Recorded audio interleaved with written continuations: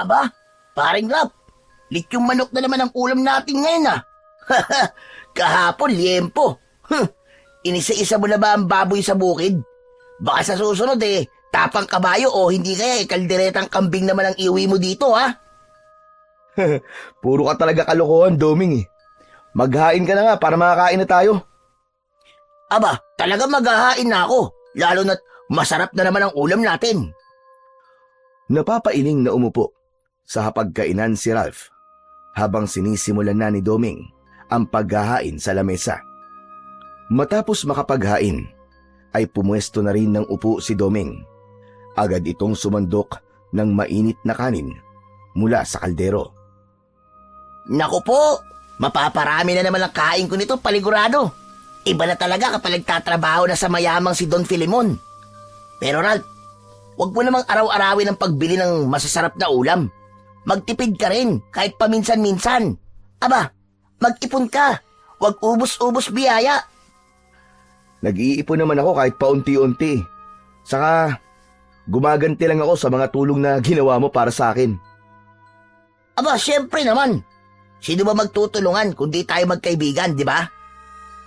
Sigurado naman ako na kung sa akin mangyari yung nangyari sa'yo, hindi mo rin ako pababayaan eh. Ay, sorry pare. Hindi ko sinasadya. Nabanggit ko patuloy. Natahimik bigla si Rap sa sinabi ni Doming.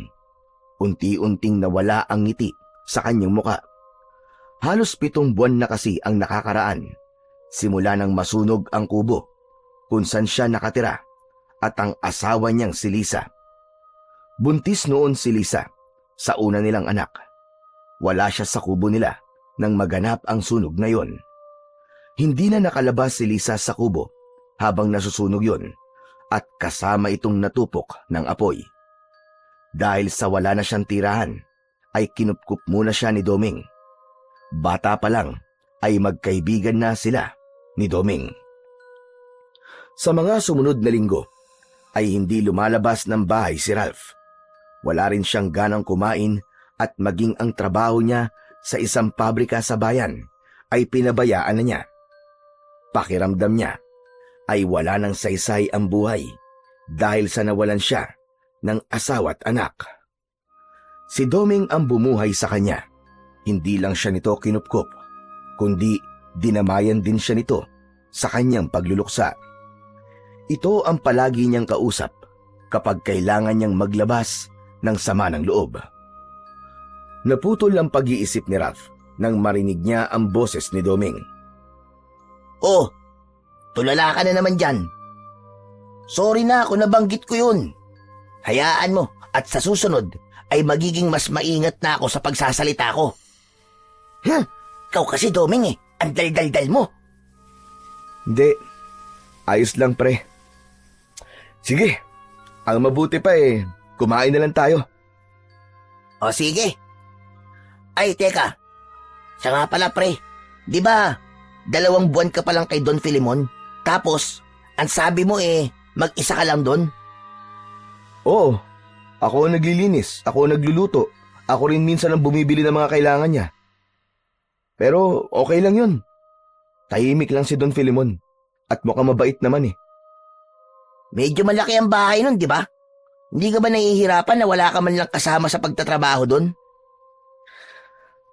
Nung una mahirap.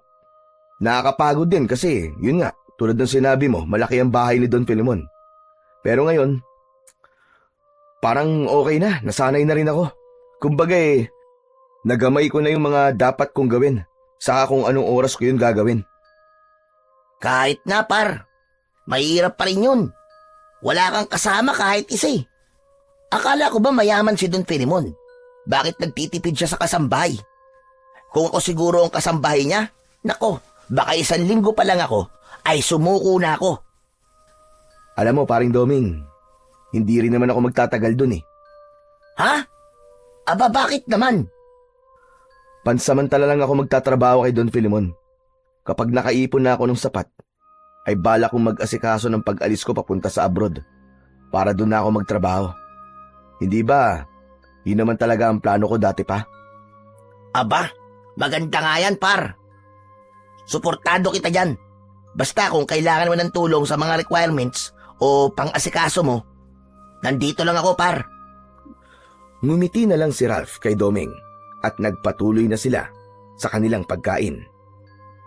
Maaga pa lang ay gising na si Ralph. Husa na siyang nagigising ng alas 5 ng umaga dahil sanay na ang katawan niya na gumising ng ganong oras. Mabilis siyang naligo. Nagbihis ng simpleng t-shirt at maong. Bit-bit ang lumang sling bag na may lamang ekstrang damit at lumabas na siya ng bahay ni Doming at sinimulan niya nang maglakad papunta sa bahay ng amo niyang si Don Filemon. Pwede naman siyang sumakay ng tricycle papunta sa dulo ng baryo kung nasaan ang malaking bahay ni Don Filemon. Pero mas gusto niya talaga ang maglakad para kahit papano ay nakakapag-ehersisyo siya. Sa paglalakad ni Ralph ay isang matandang lalaki ang nakasalubong niya. Ang matandang lalaking yon ay si Mang Abel. Kilala ito sa lugar nila dahil ito ang nag-iisang albularyo doon. Wala itong pamilya at may kwento-kwento pa sa baryo nila na nung kabataan ito ay isa raw itong manunugis ng aswang. Matalim ang tingin ni Mang Abel habang papalapit ito kay Ralph. Nang tumapat siya sa matanda, ay ngumiti siya rito. Magandang umaga po sa inyo, Mang Abel. Saan po ang punta nyo ng ganito kaaga? Walang sagot na nakuha si Ralph mula sa matandang si Mang Abel, na parabang wala itong naririnig.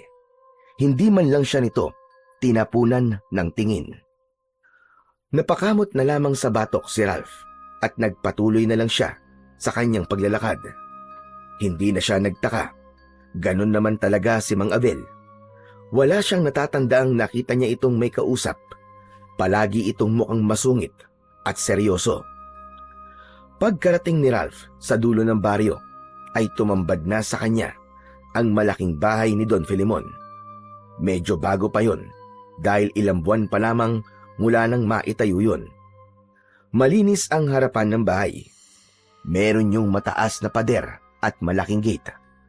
Sa paligid ay may iilang puno at mga halamang ornamental. May sariling susi si Ralph sa maliit na gate sa gilid. Maingat niyang binuksan yun at saka siya pumasok. Dumiretso siya sa main door at gamit ang sarili niyang susi ay binuksan niya rin ang gate. Nagtungo agad si Ralph sa kusina upang simulan ang araw ng kanyang pagtatrabaho sa pamamagitan ng paghahanda ng almusal ni Don Filemon. Binuksan niya ang ilaw sa kusina, kinuha ang kawali at sinimulan niya na ang pagluluto. Kasabay nun ay nagpakulo na rin siya ng tubig para sa kapeng barako. Habang nagluluto ay humugot siya ng malalim na buntong hininga. Hindi pa rin siya sanay sa tahimik at malawak na bahay na yon. Kahit ilang buwan na siya ron, ay may mga bahagi pa rin ng bahay na hindi pa niya napupuntahan o napapasok. Alam ni Ralph na maya-maya lang ay bababa na si Don Filemon. Eksaktong alas 7 ng umaga kung bumaba ito para kumain. Dapat, bago sumapit ang oras na yon, ay handa ng lahat ang almusal. Matapos magluto, ay sinimulan nang ihain ni Ralph ang almusal ni Don Filemon. Nilinisan na rin niya ang mga ginamit niya sa pagluluto. Maya-maya pa, natanaw ni Ralph mula sa sulok ng mata niya ang pagbukas ng pinto sa itaas ng hagdan. Alas 7 na. Kasunod nun, ay narinig niya ang mahinang yabag ng matanda pababa. Nang pumasok na si Don Filemon sa dining area, ay agad itong binati ni Ralph ng magandang umaga. Tumangulang ang matanda sa kanya at naupo na sa kabisera. Matangkad na lalaki si Don Filemon. Dahil sa edad nito ay mukha na itong mahina at hindi na ito kayang magbuhat ng mabibigat. Habang nag-aalmusal si Don Filemon, sa mahabang mesa ay tahimik lang si Ralph na nakatayo sa gilid. Naroon siya dahil baka may iuutos na naman si Don Filemon sa kanya. Ralph, Linisin mo nga yung mga gamit sa sala at medyo maalikabok na. Nakita ko na hindi ka pa nakapaglinis kahapon. Opo, Don Filimon. Naku, pasensya na po at inayos ko po kasi yung lababo sa kusina eh. Kaya hindi po ako nakapaglinis kahapon. Tapos palitan mo na rin ang mga kortina sa sala. Naasiwada ako sa kulay na kortina noon. Linisin mo na rin yung bodega. Itapon mo yung mga gamit na sa tingin mo ay wala ng pakinabang. Masusunod po, Don Filimon. Gagawin ko po lahat yun mamaya. Tumango si Don Filimon at nagpatuloy sa pagkain, habang si Ralph naman ay pilit na tinandaan ang mga inutos nito sa kanya upang wala siyang makalimutan. Matapos mag-almusal ni Don Filimon, ay lumabas na ito ng bahay upang maglakad-lakad sa labas, habang si Ralph naman ay nag-aalmusal na rin at pagkatapos ay naging abala na sa mga gawain niya roon. Agad siyang naglinis sa sala at pinalitan niya ang mga kortina na naroroon ayon sa utos ni Don Filimon. Matapos yun, ay dinala niya na sa dirty kitchen ang mga kortina upang isalang sa washing machine. Paglabas niya ng dirty kitchen, ay napahinto siya, saka napatingin sa itaas. Naalala niyang hindi pa niya nakokolekta ang mga maruruming damit ni Don Filimon. Umakyat si Ralph sa ikalawang palapag ng bahay. Maingat ang bawat takbang niya sa hagdang gawa sa kahoy na madalas ay umiingit kapag natatapakan. Pagdating sa itaas, ay dumiretso siya sa unang pinto kung saan nasa likod nun ang silid ni Don Filimon. Inabot na ni Ralph ang seradura ng pinto at marahang yun pinilit. Ngunit bago pa niya yun mabuksan, ay nagulat siya nang marinig ang malakas na boses ni Don Filimon. Ralph! Ano sabi ko sa'yo tungkol sa kwarto ko? Ay, oo nga pala. Pasensya na po, Don Filimon. Kukunin ko lang po sana yung mga marurumi yung damit para malaban ko na po. Hindi ka ba marunong makatanda? Hindi ba sabi ko sa'yo ay ako maglalabas ng mga damit ko sa aking kwarto? Walang ibang papasok dyan kundi ako lamang. Maliwanag ba? Oo po. Maliwanag po. Pasensya na po talaga at nakalimutan ko. Sige na. Bumaba ka na. Bahagyang yumukod si Ralph bago siya tahimik na bumaba ng hagdan. Habang bumababa siya, ay napapaisip siya kung bakit ba ayaw ni Don Filimon na pumasok siya sa kwarto nito. Simula kasi nang magtrabaho siya roon bilang isang kasambahay, ay hindi pa niya kailanman nasilayan ang loob ng kwarto ni Don Filimon. Kahit paglilinis doon ay hindi siya nito pinapayagan. Pakiramdam niya tuloy ay merong itinatago roon ang matandang lalaki. Pinilit ni Ralph na iwaksi ang mga tanong sa isip niya. Baka sadyang ayaw lang talaga ni Don Filimon na may nakikialam sa personal nitong espasyo sa bahay na yon.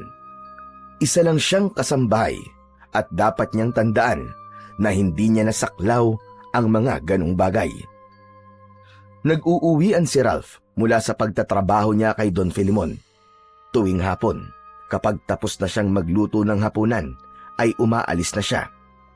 Pagdating ni Ralph sa bahay ni Doming, ay agad niyang naramdaman ang kakaibang katahimikan sa paligid. Wala ang dating masiglang boses ng kaibigan na palaging bumabati sa kanya sa tuwing dumarating siya. Nang buksan niya ang pinto, ay nakita niya si Doming na nakaupo sa bangkito habang nakasandal sa dingding. Nakangwi ang mukha nito na parang may kung anong masakit dito. Oh, par, ano nangyari sa'yo? Para kang ngumuya ng kamya sa itsura mo ah. Aray ko, nadulas ako kanina habang nagbubuhat ng kopre. Ayun, tumama ang likod ko sa kahoy. Grabe, ang sakit par. Parang nabugbog yata ang likod ko. Lumapit si Ralph at tinignan kung may sugat sa likod si Doming, pero wala naman siyang nakita. Bakit di ka pa nagpatingin, par? Mukhang nabugbog nga talaga ang likod mo, kaya baka merong bali yan. Ayaw mo bang magpunta sa barangay health center? Hindi na. Sarado na yun ng ganitong oras eh. Ang mabuti pa, kay Mang Abel na lang ako magpapahilot. Magaling din naman yun sa mga ganito eh. Natatandaan mo ba nung nabalian ako ng paa? Siya ang nakapagpagaling sa akin nun, hindi ba? Sa bagay, tama ka. Tsaka, hindi mahal maningil si Mang Abel. Bigyan mo nga lang yun ng 1 kilo ng bigas eh. Ayos na sa kanya eh. Sinabi mo pa. Baka naman, pwede mo akong samahan, par. Medyo nahihirapan din kasi ako maglakad eh. Baka mamaya matumba ako sa daan. Oo ba, sige, pampihira ka naman. Yun lang pala eh. Walang problema yun. Tara na, at baka lalong sumakit pa yan kapag hindi natignan ni Mang Abel. Tumango si Doming at dahan-dahang tumayo habang hawak ang likuran. Tinulungan naman ito ni Ralph na maglakad palabas ng bahay. Inalalayan niya ang kanyang kaibigan upang hindi ito mabuwal. Habang naglalakad si Ralph at Doming papunta sa kubo ni Mang Abel, ay unti-unti nang lumulubog ang araw at ang kadiliman ay kumakalat na sa paligid. Patuloy pa rin si Ralph sa pag-aalalay kay Doming dahil bawat hakbang nito ay panay ang daing nito. Ano par? Kaya mo pa ba? Bumalik na lang kaya tayo sa ibang araw. Aray ko, ngayon mo pa ako tinanong yan kung kailan malapit na tayo sa bahay ni Mang Abel. Pambihira ka oh. Aray, oo nga pala. Kumusta naman ang araw mo sa trabaho, par? Ayos lang naman. Medyo napagalitan lang ako kanina ni Don Filimon. Talaga? Bakit? Ano bang ginawa mo? Eh kasi, muntik na akong pumasok sa kwarto niya para kunin yung mga marurumi niyang damit eh. Tapos bago pa ako makapasok, nakita niya ako. Ayun, nasabon tuloy ako. Hala, pinagbabawalan ka ba ni Don Filimon na pumasok sa kwarto niya? Oo eh. Simula pa nung una ay sinabi niya na sa akin na wag akong papasok doon. Eh, nawala sa isip ko, nakalimutan ko. Kahit 1 beses, hindi ko pa talaga nakikita ang loob ng kwarto niya. Nakapagtataka naman yun. E di, siya naglilinis ng kwarto niya kung ganon. Oo, siya lang talaga. Di ko rin alam kung bakit ganun eh. Pero ayoko naman mag-isip ng kung ano-ano at baka may personal lang siyang dahilan. O kaya, may tinatago. Napangiti na lang si Ralph sa sinabi ng kanyang kaibigan pero hindi na siya sumagot. Tahimik silang nagpatuloy sa paglalakad habang unti-unti nang nagdidilim ang paligid. Pagkaraan ng ilang minutong paglalakad ay natanaw na nila ang lumang kubo ni Mang Abel. Nagpatuloy sila sa paglalakad at huminto sila sa harapan ng kubo ng matandang albularyo. Itinaas ni Doming ang isang kamay at kumatok sa pinto ng kubo na gawa sa kawayan. Tao po? Mang Abel? Tao po? Nandyan po ba kayo? Walang sumagot pero may narinig silang yabag ng paa sa loob. Hindi nagtagal ay bumukas ang pinto at lumabas si Mang Abel. Wala itong suot na pang-itaas. Nakakunot ang noo nito at tila hindi natuwa sa pagbisita nila. Anong oras na? Nangaabala kayo na kumakain. Anong kailangan niyo dalawa? Alam nyo, ansuin ko talaga kahit kailan, Mang Abel. Eh di naman po namin alam na kumakain pala kayo eh. Napailing si Ralph at tinapik si Doming sa batok. Sinabihan niya si Doming na wag nitong sagutin ng ganun si Mang Abel at pinanlakihan niya ito ng mata. Ay, pasensya na po Mang Abel. Nadulas po kasi itong si Doming kanina habang nagbubuhat po ng kopra. Yun, tumama po ang likod niya sa kahoy. Eh, masakit daw po eh. Magpapahilot po sana siya sa inyo. Oras na ng pahinga ko. Bukas ng umaga na lamang kayo bumalik. Eh hindi po nga ako makakabalik bukas ng umaga, Mang Abel. Maaga po kasi ang trabaho ko sa koprahan. Hapon lang po talaga ang libre kong oras. Wala akong pakialam doon. Hindi ako butika o ospital na bukas tuwing kailan mo gusto magpagamot. Papasok na sana si Mang Abel sa loob ng kubo nito nang bigla na lang umarte si Doming na parang nawalan ng lakas. Napaluhod dito sa lupa habang hawak ang likod. Aray! Aray ko! Aray, sobrang sakit na talaga ng likod ko, aray! Baka mamatay na ako nito! Ay, hindi na ako umabot ng kinabukasan, aray ko! Nagulat si Ralph sa ginawa ni Doming, pero nahalata niya na umaarte lang ito nang tumingin ito sa kanya sabay kindat. Napalingon si Mang Abel. Tinitigan nito si Doming pero walang emosyon ang mukha nito. Mang Abel, parang awa niyo na po. Hilutin niyo na po ang kaibigan ko. Tignan niyo po siya oh. Hindi ba nakakaawa po siya? Oo nga, aray! Aray, Mang Abel! Maawa ka na sa akin! Ralph, kapag namatay ako, ay iiwan ko na sa iyo ang bahay ko. May kalkansya rin ako sa ilalim ng papag ko.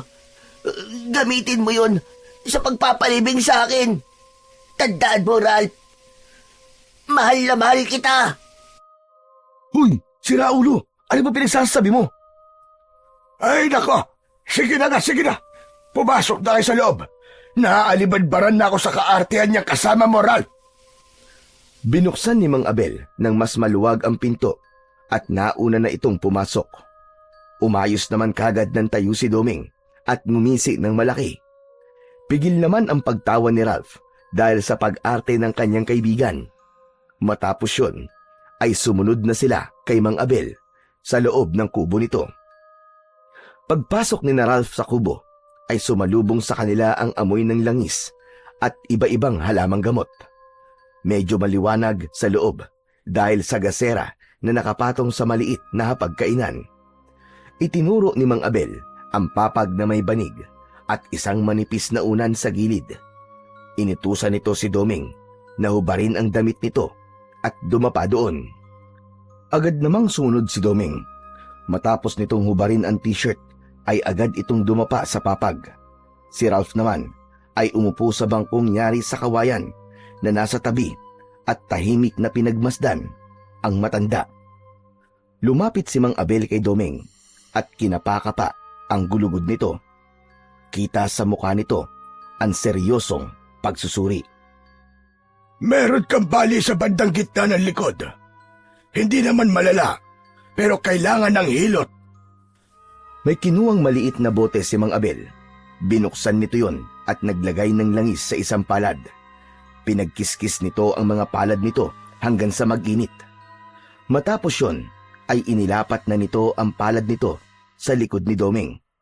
Sa unang hagod pa lang ni Mang Abel, ay napaigik na kagad si Doming. Aray, aray ko, aray ko, aray ko, aray ko! Dahan-dahan naman, Mang Abel! Ang bigat naman po ng kamay nyo! Parang madadagdagan pa yata ang bali ko sa likod ni aray! Aray ko! Huwag kang malikot at huwag kang mas marunong pa sa akin. Tiisin mo! Kasalanan mo rin naman kung bakit ka nadulas. Di ka kasi marunong mag-ingat. Nagpatuloy si Mang Abel sa paghihilot sa likod ni Doming. Pinisil at pinaikot nito ang kamay nito sa parte ng likod ni Doming na may bali. Panay pa rin ang ungol at daing ni Doming. Aray ko! Diyos ko, aray ko! Ang sakit talaga, Mang Abel! Baka mabali na ang buong kaluluwa ko! Aray ko! Ano bang ginagawa nyo? Biglang binatukan ni Mang Abel si Doming. Tila hindi na nakatiis ang matanda sa pag-iingay ni Doming. Si Ralph naman ay pinigilan ang pagtawa dahil baka mas lalong magalit si Mang Abel. Kung hindi titigil yung bibig mo, kakaingay, ikaw na lang ang maghilot sa sarili mo. Pupunta-punta ka rito tapos ang dami mong reklamong damuho ka. Eh, di naman po ako octopus para mahilot ko ang likod ko eh. Pabihira naman kayo, Mang Abel, oh. Kaya nga tumahimik ka na lang at magtiis ka. Hindi na muling nagsalita si Doming. Tahimik na lang itong nagtiis habang patuloy ang paghihilot na ginagawa sa kanya ni Mang Abel. Makalipas ang ilang minuto, ay tumigil na sa paghilot ang matanda at bumuntong hininga. O ayan, tapos na. Huwag ka munang magbubuhat bukas at huwag ka munang maligo ngayong gabi. Ipahinga mo rin muna ang katawan mo. Dahan-dahang tumayo si Doming mula sa pagkakadapa at nag-inat ng bahagya. Aba? Aba? Ayos ah. medyo nawala ng sakit. Magaling ka talaga, Mang Abel. Lodi ka talaga. Tumayo si Doming at ipinasok ang kamay sa bulsa ng pantalon nito. Napakunot noon naman at inisa-isa nitong kinapa ang lahat ng bulsa. Oh, bakit? Anong nangyayari? Naka, nakalimutan ko pala yung wallet ko sa bahay. Nang marinig yun ni Ralph, ay agad siyang tumayo at inilabas ang kanyang wallet. Humakbang siya papalapit kina Mang Abel at Doming. Ako na lang po magbabayad, Mang Abel. Nagmamadali po kasi kami kanina kaya nakalimutan ni Doming ang wallet niya. Mabuti na lang po at nadala ko tong sakin. Salamat, Rap. Babayaran na lang kita pag uwi natin sa bahay. Nako, wag na. Parang hindi naman tayo magkaibigan yan eh. Alam ko namang pinaghihirapan mo yung perang kinikita mo, pare. Saka ako naman ang hingilot, kaya dapat lang nabayaran kita mamaya. Pambihira naman to, sabi ng wag na eh. Kung wala kayong balak na magbayad at mag-i-eksena lang kayo rito, abay magsilayas na kayong dalawa para may pagpatuloy ko na ang hapunan ko. Mang Abel naman, galit na naman kayo kagad. Tsaka, parang hindi nyo na nga kailangan magpabayad eh. Kasi mukhang mamahalin yung kwintas nyo. Tunay ba na perlas yan, Mang Abel? Hahawakan sana ni Doming ang palawit ng kwintas ni Mang Abel, pero malakas na tinapik ng matanda ang kamay ni Doming.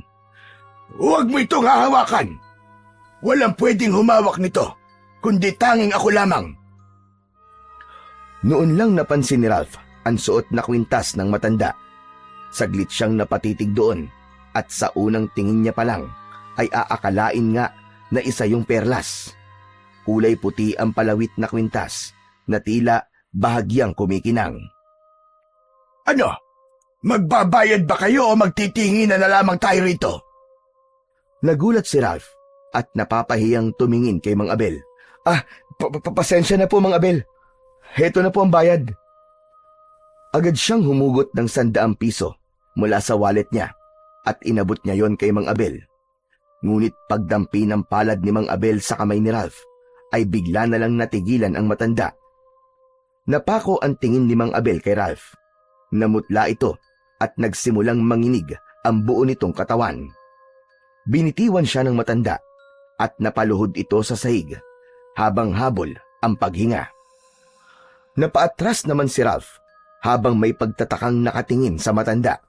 Maging si Doming ay naguluhan na rin sa pangyayari. Napansin ni Ralph na hirap pa tumayo si Mang Abel, kaya agad niyang inabot ang isa niyang kamay upang tulungan ito. Mang Abel, tulungan ko na po kayo. Ngunit tinampal ng matanda ang kamay niya at matalim siya nitong tinignan. Kinabahan si Ralph at naisip niya na baka may nasabi o nagawa siyang mali, kaya ganon ang tingin nito sa kanya. Matiim pa rin ang titig ng matanda kay Ralph habang marahan itong tumatayo. Mandoming, ano po bang nangyari sa inyo? Ayos lang po ba kayo? May nakita ko sa iyo. Isang pangitain. Abay, kailan ka palagi manghuhula, Mang Abel? Tumahimik ka, Doming. Hindi nalilimitahan ng mga kaya kong gawin sa panggagamot at panghihilot lamang. Marami akong kayang gawin na hindi nyo nalalaman. Napakurap si Doming at hindi na nakasagot. Makinig ka, Rap. Mag-iingat ka sa mga desisyong gagawin mo, lalo na sa mga susunod na araw. Hindi lang ikaw ang maaapektuhan ng desisyon na gagawin mo. Napalunok si Ralph. May kakaibang lamig na gumapang sa batok niya at parang may biglang dumagan sa dibdib niya. Nagtama ang mga mata nila ni Mang Abel at nakita niya na seryoso ito sa mga sinasabi nito at wala yung halong pananakot. Salamat po sa paalala. Tara na, Doming. Baka gabihin tayo sa daan. Tahimik na tumango si Doming at naunang lumabas ng kubo. Sumunod naman si Ralph. Ngunit nakakailang hakbang pa lamang siya ay muli siyang lumingon sa bahay ni Mang Abel. Nakita niya ang matanda na nakatayo pa rin sa may pintuan. Hindi ito gumagalaw at matalim pa rin ang titig nito sa kanya. Biglang kinilabutan si Ralph. Tumango siya kay Mang Abel at saka siya sumunod kay Doming sa paglakad. Walang imik na naglakad sina Ralph at Doming hanggang makarating sila sa bahay nila. Agad na naupo si Ralph sa kahoy na bangko sa sala dahil pakiramdam niya ay pagod na pagod siya. Napatulala siya at inisip niya ang sinabi sa kanya ni Mang Abel kanina. Nang makita siya ni Doming, ay tinapik siya nito sa braso. Paring Ralph, iniisip mo pa ba yung sinabi ni Mang Abel sa'yo kanina? Oo. Parang iba yung naramdaman ko habang sinasabi niya sa akin yon. Saka iba ang tono ng boses niya kanina. Parang alam niya talaga ang mangyayari sa akin. Basta, hindi ko may paliwanag. Pambihira ka naman, pare. Huwag mo seryosohin ang sinabi sa'yo ni Mang Abel. Matanda na si Mang Abel. Malapit na mag-ulyanin yun. Hindi ba kapag tumatanda ganun talaga kung ano-ano sinasabi? O baka naman balak niyang magdagdag ng pagkakakitaan. Hindi na lang siya albularyo ngayon, kundi manghuhula na rin. Sa bagay, sa hirap ng buhay ngayon. Basta mapagkakakitaan ng pera, sige lang. Hindi, Domeng, seryoso ako. Kung makikita mo lang yung paraan ng pagtitig niya sa akin, parang may nakikita siyang hindi ko nakikita. Sabi pa niya, mag-iingat daw ako sa mga desisyon na gagawin ko. Pero ano naman kayang desisyon yun? Ano naman bang malaking desisyon ang gagawin mo? Magpapagupit? Bibili ng bagong tsinelas? Nako, kung ganyan kababaw, ay wag mo nang problemahin, pare. Doming naman puro kalokohan. Hindi ako nagbibiro. Pero ang totoo, hindi ko rin talaga alam. Okay, pare. Seryoso na rin ako, ha? Ralph, makinig ka. Magkaibigan tayo. Kung sakali man na may kailangan kang pagdesisyonan at hindi ka sigurado, nandito lang ako. Pero kung ako ang tatanungin mo, huwag mong hayaan na sirain ng mga salita ni Mang Abel ang kapayapaan ng isip mo. Relax ka lang. Tumango si Ralph habang nakatingin sa sahig. O siya, maghahain na ako, ha? Iinitin ko na lang yung adobong baboy kanina para hindi na tayo magluto. Habang naglalakad si Doming papunta sa kusina, ay napatingin si Ralph sa labas ng bahay. Hindi pa rin nawala ang kaba sa dibdib niya dahil sa sinabi ni Mang Abel. Simpleng paalala lang ang mga yon, pero hindi niya maintindihan kung bakit labis siyang apektado. Sa mga sumunod na araw, ay pinilit ni Ralph na bumalik sa normal na daloy ang kanyang buhay. Maaga pa rin siyang gumigising upang magtrabaho sa bahay ni Don Filemon. Ngunit sa kabila ng kanyang pagsusumikap na maging abala, ay nananatiling mabigat sa dibdib niya ang mga salitang binitiwan ni Mang Abel. Para yung multo na sumusunod sa kanya. Ilang ulit niyang binalak na puntahan muli ang kubo ng albularyo. Ngunit sa tuwing malapit na siya roon, ay umuurong siya dahil sa takot na malaban ang iba pang sasabihin ni Mang Abel. Habang patuloy sa pagtatrabaho si Ralph, ay hindi rin niya maiwasang mapansin ang unti-unting pagbabago kay Don Filemon. Sa bawat araw na lumilipas, ay tila mas lalo itong humihina at nagiging mabagal sa pagkilos. Nais sana niya itong tanungin tungkol sa kalagayan ng kalusugan nito, pero pinangungunahan siya ng hiya. Kahit ilang buwan pa lang na nakakasama ni Ralph si Don Filemon, ay hindi niya naiwasang mag-alala para dito. Isang umaga, sa bahay ni Don Filemon, ay abala si Ralph sa paghahanda ng almusal ng kanyang amo. Nagluluto siya ng sinangag at pritong itlog. Meron ding daing na bangus. Kasabay nun ay nagpapakulo na rin siya ng tubig para sa kape. Matapos magluto, ay inihain na niya ang pagkain ni Don Filemon. Nagtungo siya sa salas at sandaling naupo upang hintayin ang pagbaba ng matandang amo mula sa kwarto nito. Lumipas ang kalahating oras Napatingin si Ralph sa orasan na nakasabit sa dingding. Aba, bakit kaya hindi pa rin bumababa si Don Filimon? Lagpas 7:00 na. Naghintay pa siya ng ilang minuto. Nang malapit ng mag-8:00 ng umaga, ay dun na siya nagdesisyon na akyatin si Don Filimon sa silid nito. Pagdating niya sa tapat ng pinto ni Don Filimon sa ikalawang palapag ng bahay, ay inilapat niya ang tenga niya sa pinto ng matanda. Wala siyang narinig na tunog o kaluskus man lang sa loob ng kwarto. Hanggang sa kumatok na si Ralph sa pinto. Kumatok siya ng marahan. Don Filimon, magandang umaga po.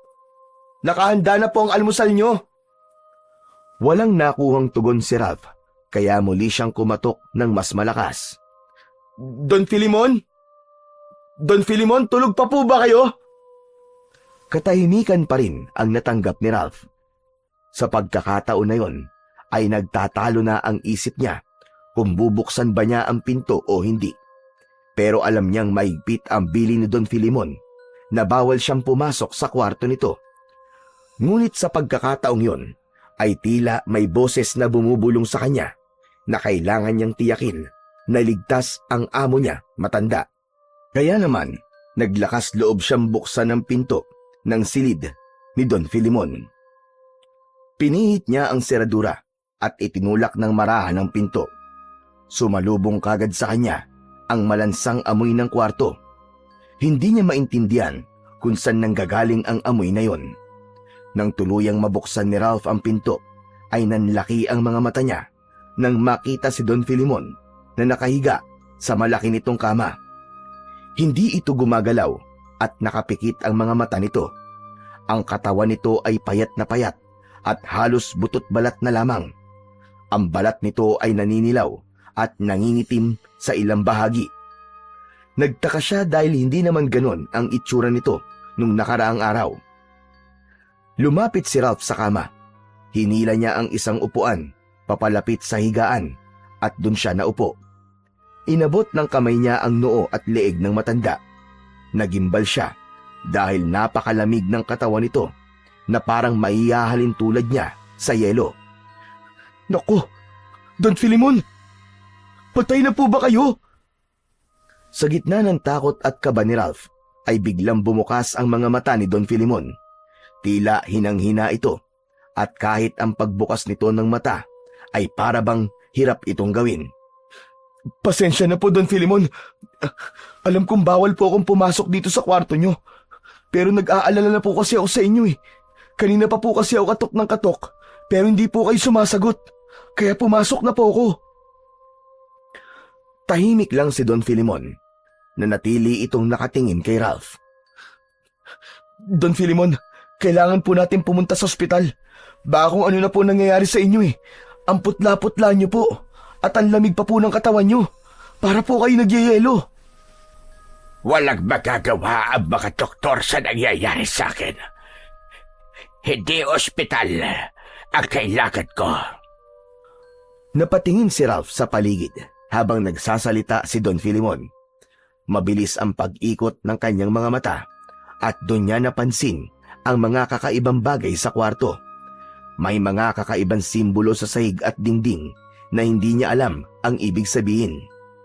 Agad siyang nagkaroon ng hinala na baka kaya hindi siya pinapapasok ni Don Filimon sa kwarto na yon ay dahil ayaw nitong makita niya ang mga simbolo na yon. Pero hindi niya na yon pinagtuunan pa ng pansin dahil ang alam lang niya ng mga oras na yon ay kailangan ni Don Filimon ang tulong niya. Pero paano po kayo gagaling kung hindi po kayo magpapadala sa akin sa ospital? Mas alam po ng mga doktor ang dapat gawin sa inyo. Makinig ka mabuti sa akin, Rapa. May isang bagay na makakapagpabalik ng lakas ko. Matagal ko nang hinahanap yon at kailangan mapasa akin ang bagay na yon. Ano po bang tinutukoy nyo? Buksan mo ang drawer. May litrato dyan. Kunin mo. Agad na binuksan ni Ralph ang drawer na nasa tabi ng kama. Walang ibang bagay ang naroon kundi ang isang piraso ng litrato. Nanginginig ang kamay na kinuha niya yon. Tinignan ni Ralph ang litrato at nakita niya roon ang isang puting bato na parang perlas ang itsura. Biglang natigilan si Ralph. Teka, parang nakita ko na to ah. Tama! Nakita ko na ang batong to. Suot to ni Mang Abel, Don Filimon. Ang batong to, ang palawit ng kwintas niya. Kabaka, Ralph. Kay Abel nga ang bagay na yan. Binata pa lang siya, ay nasa kanya na yan. Ano po bang meron sa batong to? At saka, ito po bang bagay na tinutukoy nyo na makakapagpabalik po ng lakas nyo? Oo, hiyad nga. Pero hindi yan isang bato. Isa yung mutya. Yan ang mutya ng buhawi. Ang mutya ng buhawi ay nagbibigay ng mas mahabang buhay at malakas na katawan sa kung sino man ang magmamay-ari nito. Hindi ka basta-basta tatablan ng sakit. Kahit ang kamatayan ay iiwasan ka. Muling napatingin si Ralph sa litrato. Sumagi sa isip niya si Mang Abel at kung paanong sa kabila ng edad nito ay malakas pa rin ito.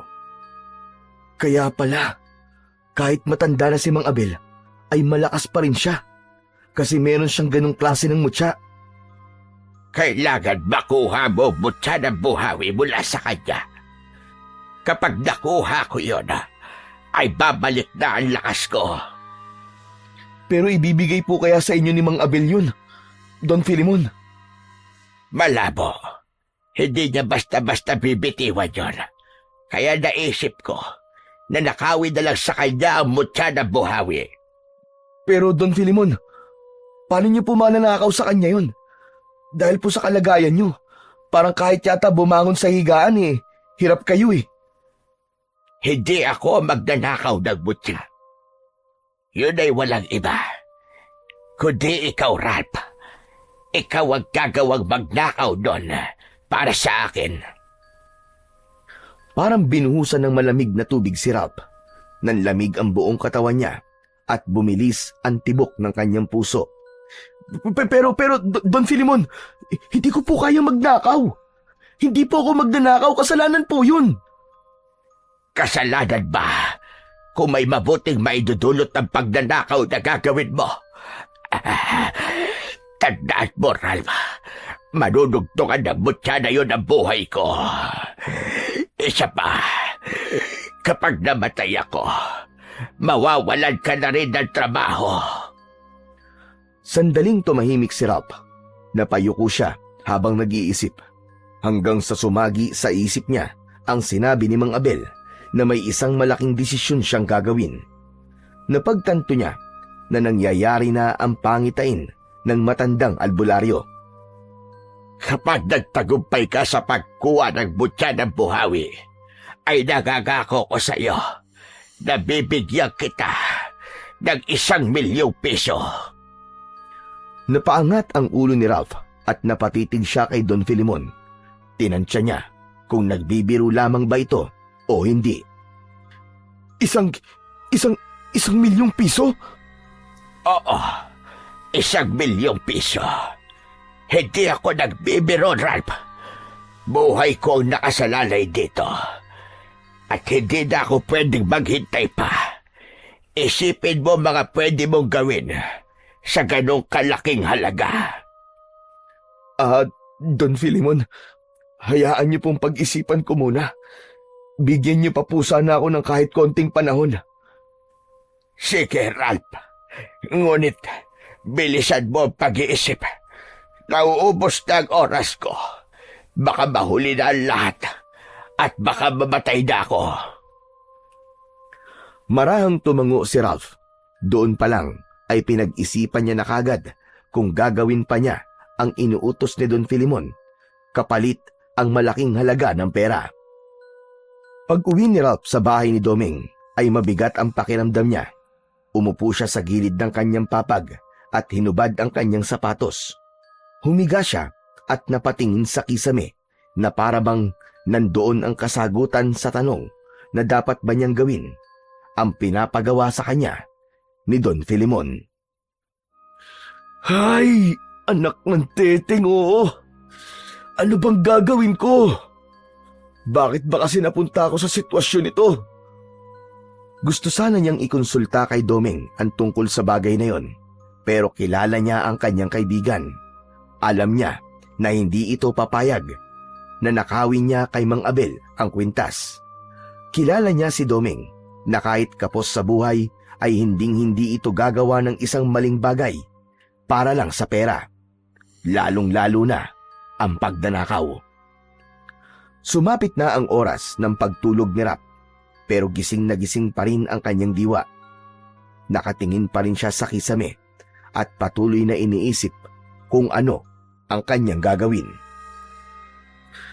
Malaki rin ang 1,000,000 piso para sa kagaya ko.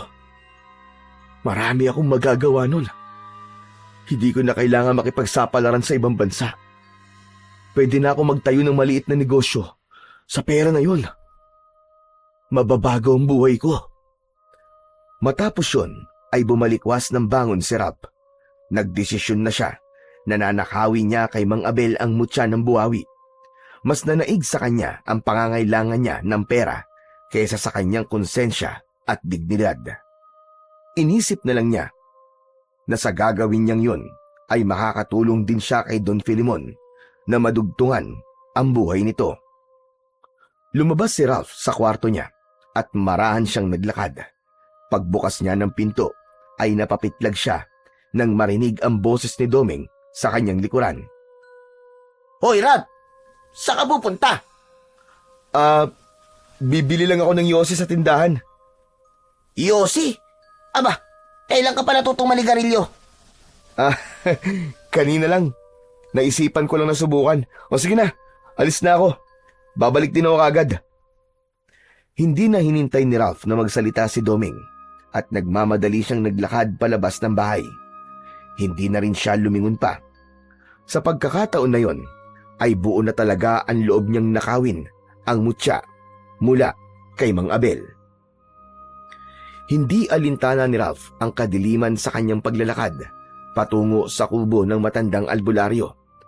Wala na siyang ibang inisip kundi ang makuha ang mutya ng buhawi.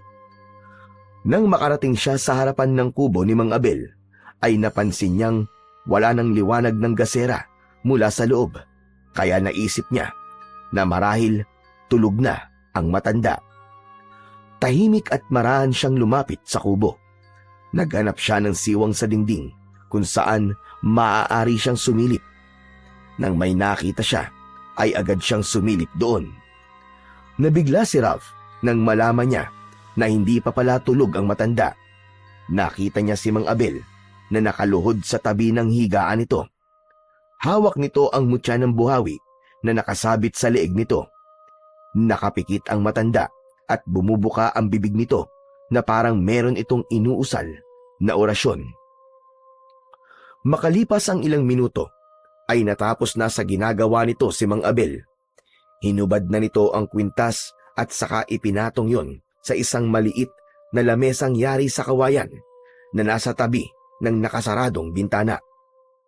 Matapos yon, ay humiga na si Mang Abel sa papag nito at pumikit. Dahil hindi pa tulog si Mang Abel, ay sandali munang nagkubli si Rap sa likod ng makapal na halaman sa labas ng bahay ni Mang Abel. Makalipas ang halos 1 oras, ay muling sumilip si Rap sa loob ng bahay ng matandang albularyo at nakita niya na tulog na ito dahil dinig na niya ang mahina nitong paghilik. Umikot siya sa gilid ng kubo kung saan naroon ang bintana. Maingat niyang hinawakan ng bintana at hinila yon. Bumilis ang tibok ng puso niya dahil walang kandado ang bintana doon. Inisip niya na masyado itong tiwala sa mga tao sa baryo nila dahil ang totoo ay wala namang magnanakaw doon. Ngunit habang binubuksan ni Ralph ang bintana, ay umingit yon kaya huminto muna siya. Sinilip niya si Mang Abel at nang makita niya na tulog pa rin ito, ay itinuloy niya ang maingat na pagbukas sa bintana. Nabitiwan ni Ralph ang bintana nang biglang gumalaw si Mang Abel. Bumaling ang matanda paharap sa bintana, pero nanatili itong nakapikit. Naghintay siya ng ilang segundo bago niya muling itinuloy ang pagbukas sa bintana. Sa wakas, ay tuluyan niya nang nabuksan ng bintana at walang pagdadalawang isip na isinuot niya roon ang kanyang braso. Inabot niya ang mutya at nang mahawakan niya yon, ay mabilis niya yung kinuha. Agad na umalis si Ralph sa bintana at hindi niya na yon isinarado pa dahil ang tanging nasa isip niya ay ang makalayo na sa lugar na yon. Mabilis siyang tumakbo pero hindi pa man siya nakakalayo ay narinig na niya ang galit na sigaw ni Mang Abel. Hoy! Magnanakaw! Ibalik mo sa akin ang mutya ko! Mas lalo pang binilisan ni Ralph ang kanyang pagtakbo. Hindi na siya nagtangkang lumingon pa dahil alam niya na kapag ginawa niya yon ay makikilala kagad siya ni Mang Abel. Hindi nagtagal ay nakabalik na si Ralph sa bahay ni Doming. Agad siyang dumiretso sa kwarto niya at humiga siya na pawisan at habol ang paghinga.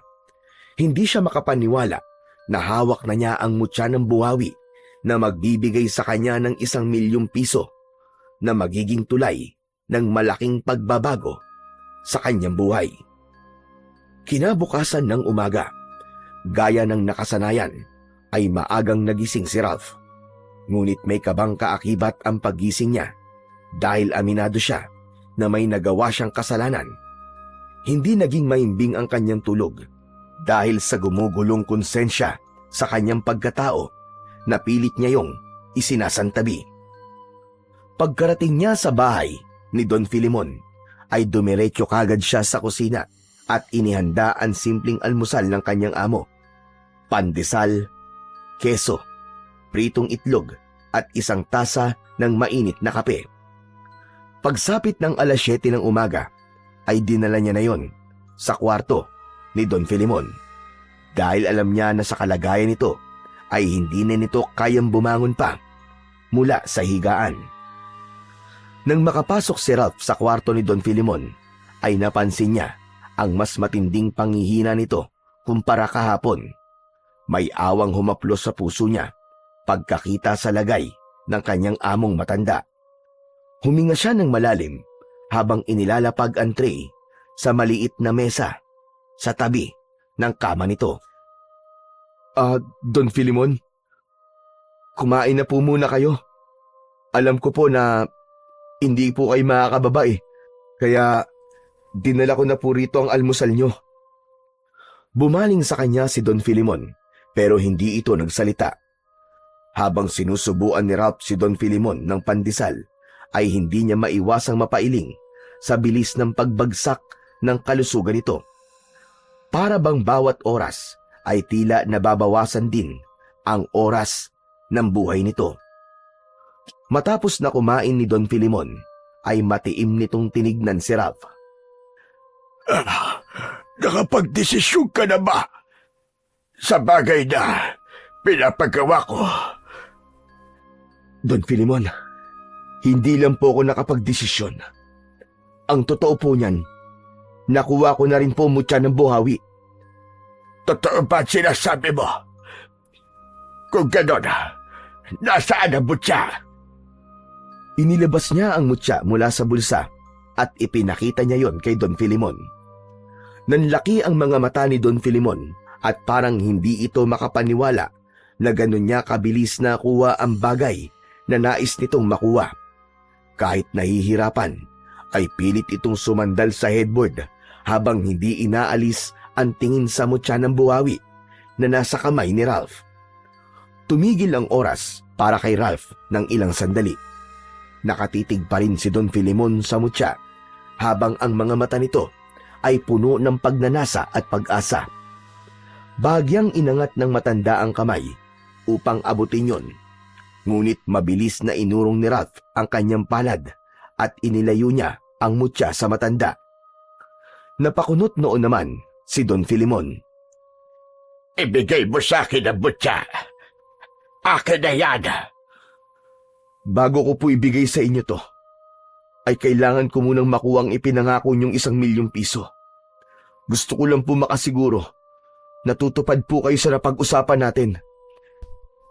Talagang nagdududa ka pa sa akin. Sa tingin mo ba ay wala akong ganong halaga ng pera? Kunin mo ang itim na bag sa ilalim ng kama. Naroon ang pera ko. Kunin mo. At sa'yo na yon. Agad na lumuhod si Ralph sa gilid ng kama at sumilip sa ilalim. Nakita niya ang itim na bag na sinasabi ni Don Filimon. Inabot niya yon sa matanda. Ipinatong niya sa gilid ng kama at binuksan niya yon habang nanginginig ang mga kamay. Napalunok si Ralph nang makita niya na pera nga ang laman nun. Puro tugi 1,000 at mga bago pa.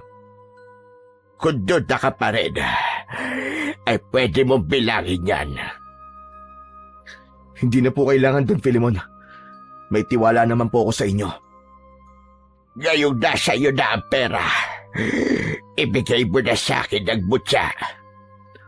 Walang pag-aalinlangan na inabot ni Ralph ang mutya kay Don Filimon. Maingat yung kinuha ng matanda at halos manginig ang mga kamay nito sa tuwa. Ilang segundo nito yung tinignan at saka bumaling sa kanya. Lumabas ka na. Tapos na ang usapan natin. Huwag ka na muna papasok dito. At gawin mo na mga dapat mong gawin sa ibaba. Tumangulang si Ralph at naglakad na siya palabas ng kwarto habang dala ang bag na naglalaman ng 1,000,000 piso. Hindi niya alam kung dapat ba siyang matuwa, matakot o magsisi. Pero isa lang ang sigurado siya. Malaki ang magiging pagbabago sa buhay niya dahil sa salapi na hawak niya.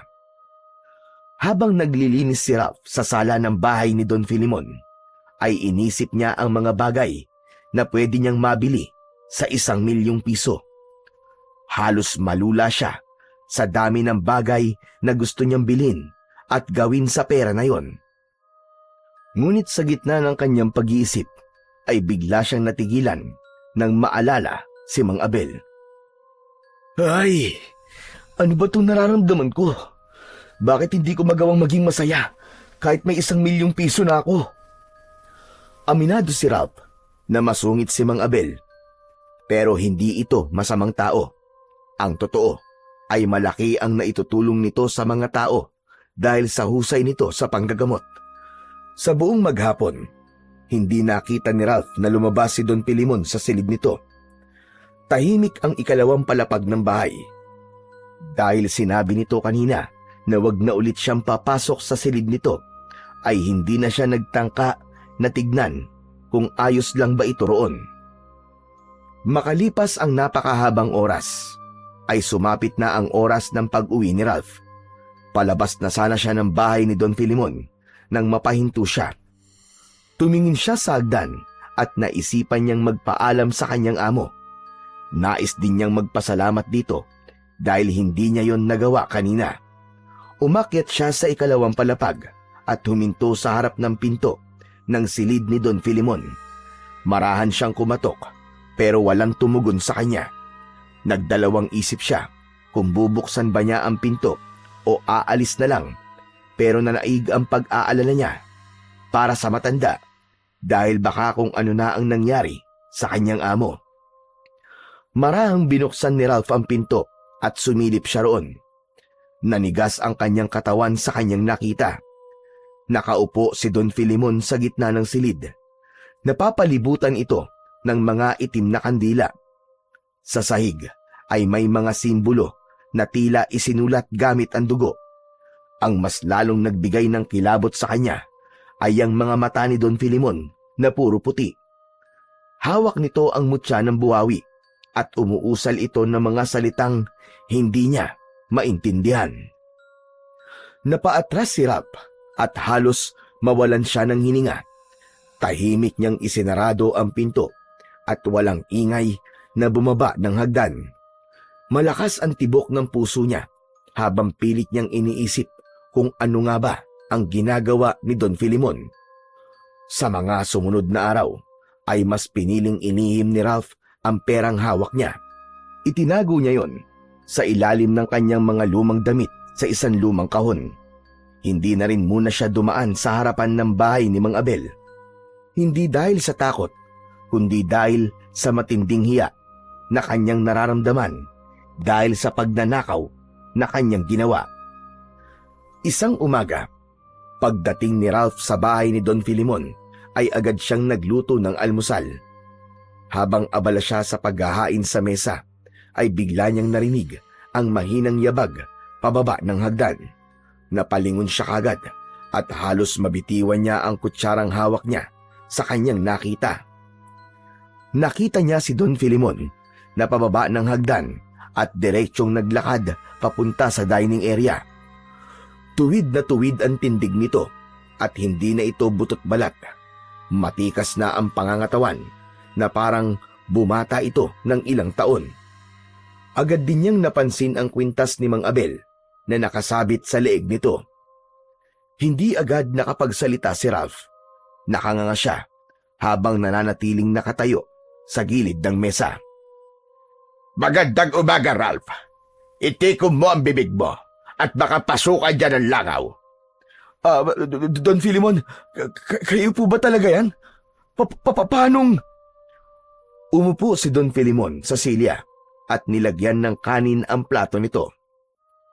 Ako nga ito, Ralph. Nagulat ka ba? Pero, para po kayong ibang tao. Bumata po kayo Ang ganda na po ng tindig nyo at parang ang lakas-lakas nyo po. Dahil ito ang kapangyarihan ng butya ng buhawi, Ralph. Sinabi ko naman sa'yo na meron itong kapangyarihang taglay. Napatingin si Ralph sa mutyang nakasabit sa leeg ni Don Filimon. Kumikinang yon habang tinatamaan ng ilaw at parang meron yung sariling buhay. Marami pang kayang gawin ang mutyang ito, Ralph. At ito pa lang ang simula. Hindi po talaga ako makapaniwala, Don Filimon.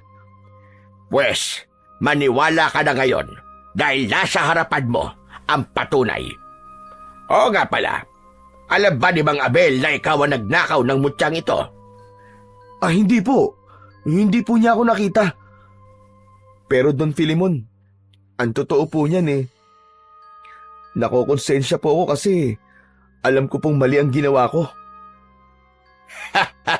Ngayon ka pa ba makukonsensya? May 1,000,000 piso ka at nadugtungan mo pa ang buhay ko. Huwag mo nang isipin ang maling nagawa mo. At ang bigyan mo ng pansin ay ang magandang bagay na naging resulta ng pagnanakaw na ginawa mo. Hindi nakapagsalita si Ralph. Sa kabila ng mga sinabi ni Don Filimon, ay hindi pa rin nawala ang bugso ng konsensyang ilang araw na niyang pinipilit na isang tabi. Isang hapon, pagkarating ni Ralph sa bahay ni Doming, ay agad niyang napansin ang kakaibang katahimikan doon. Nagtaka siya nang makita ang kaibigan na nakadungaw sa bintana at malayo ang tingin. Hindi yun normal kay Doming dahil madalas na kapag dumarating siya ay agad siya nitong kinakausap. Lumapit siya rito at tinapik sa balikat. Uy, paring Doming! Parang ang lalim ng iniisip mo May problema ka ba? Hindi lang ako may problema, kundi tayong lahat dito sa baryo. May gumagala raw na aswang dito, pare. Aswang? Ano bang kalokohan yan?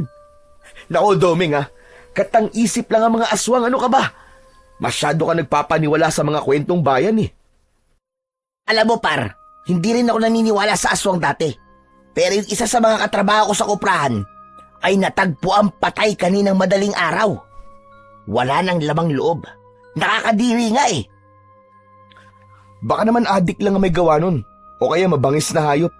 Hindi ba may malapit na gubat sa kuprahan? Imposible, pare. Wala namang adik dito sa atin Saka kung meron mang mabangis na hayop sa gubat, imposible na ganun kalala ang pagpatay na ginawa doon sa katrabaho ko. Abay, kung makikita mo lang, talagang karumal-dumal. Baka naman may baliw lang na gumagala dito. Ganyan naman talaga ang mga tao Kapag may patayan na hindi kayang ipaliwanag, iisipin na kagad na aswang ang may gawa, kahit hindi naman totoo mga aswang. Ralph, hindi lang yun. Yung buntis na anak ni Aling Gracia na si Emma, nakakita ron ng aswang na nasa ibabaw ng bubong. Mabuti na lang at nandun yung asawa ni Emma, kaya itinaboy yung aswang gamit ang buntot ng pagi. Napakamot sa ulo si Ralph, sabay iling. Ay nako, bahala ka nga, Doming. Basta ako hindi ako naniniwala sa mga aswang-aswang na yan. Saka wag mong tinatakot ang sarili mo sa mga bagay na hindi naman totoo. O sige na, magpapalit lang muna ako ng damit. Iniwanan na ni Ralph si Doming at pumasok sa kanyang silid. Hindi na niya inisip ang sinabi ni Doming tungkol sa aswang dahil para sa kanya ay pagsasayang lamang yon ng oras na bigyan ng pansin ang isang bagay o nilalang na katang isip lamang. Isang gabi, hindi makatulog si Ralph dahil patuloy siyang inuusig ng kanyang konsensya hanggang sa naisipan niyang uminom dahil naisip niya na madali siyang makakatulog kung may alak siya sa kanyang katawan. Lumabas siya sa kwarto at nakita niya si Doming sa sala na nakikinig ng isang drama sa luma nitong radyo. Doming, lalabas muna ako sandali ah. Bibili lang ako ng alak. Hindi kasi ako makatulog eh. Gusto ko palang uminom eh. Bakit hindi ka pa kanina bumili? Gabi na pare. Ngayon ko lang naisipang uminom eh. Parang kailangan ko lang ng konting pamparelax. Huwag ka nang lumabas pare. Baka nakakalimutan mo na yung gumagalang aswang dito sa baryo. Hindi ba may pinatay na naman daw kahapon? Aswang na naman. Hayaan mo, kapag nakita ko yung aswang na sinasabi mo, ay aayain ko pa siyang uminom.